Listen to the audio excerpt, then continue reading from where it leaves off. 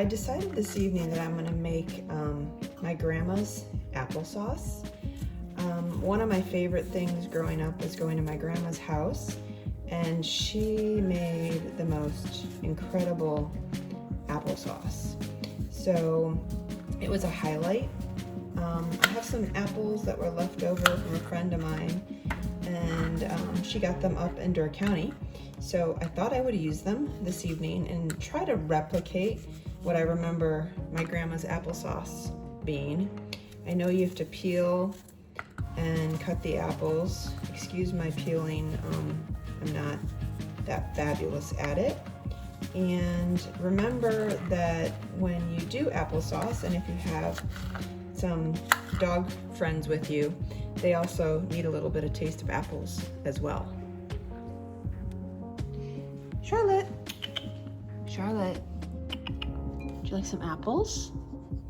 Oh, mommy's got them apples. Sous chef number 1 is being fed. Maxwell, would you like some apple? Yes, sir.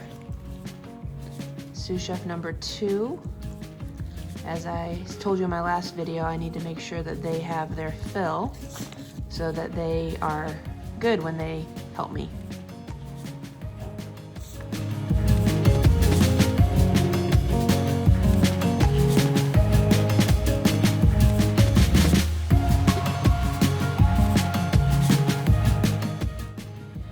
The apples are now cut up.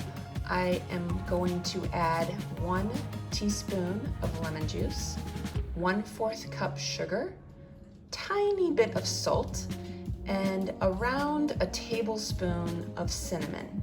This will all simmer on the stove for around 10 minutes. I'll kind of test it at that point to see how it is. And hopefully this is gonna taste like my grandmother's applesauce. She had a very strong cinnamon taste to hers, which is why I'm doing around a tablespoon. I may even add more cinnamon if I feel like it doesn't have quite the same taste as hers.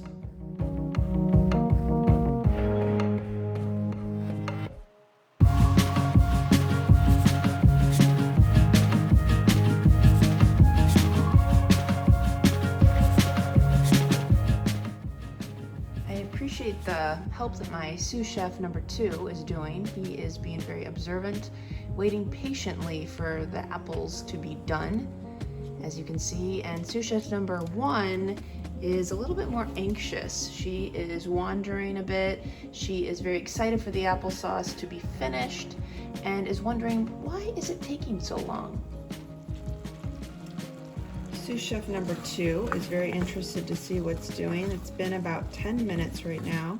You can see the apples look really good, very cinnamony. So I'm hoping it's gonna have that same consistency and taste as my grandmother's.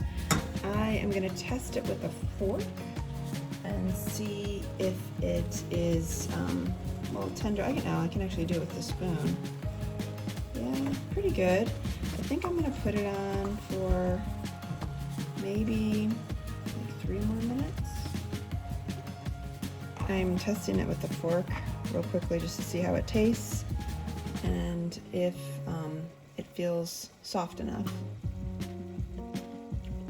Oh, it's good.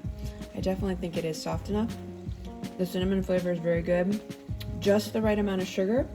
I think too much. If I'd done more than the 1/4, it would have been too sugary.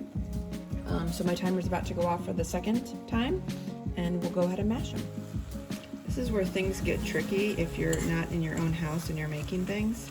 I do not have anything to mash these, so I'm kind of just using this fork as best as I can and hoping that I'm able to create that same consistency if I had an actual masher.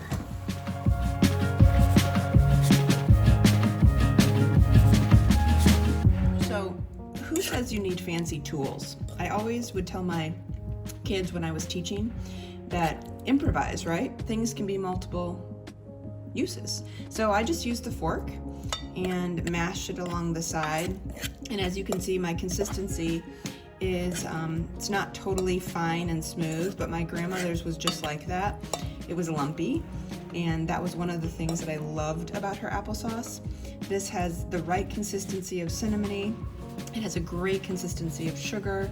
I used about 5 small apples, I think, and I'm really excited to take it off the heat, let it cool, and enjoy it. So again, don't need fancy tools. Just use your brain to modify and change, and that's what I always tell Calvin. I am now trying the cooled applesauce. You can see that it's very lumpy, which is exactly how my grandmother's was, and this is my grandma Brewer, my dad's mom, who made this fabulous applesauce. I will go ahead and try it. Very, very good, and it really, really reminds me of her. It reminds me of their house in Barrington, and these are all the things that make life better and make your heart feel good.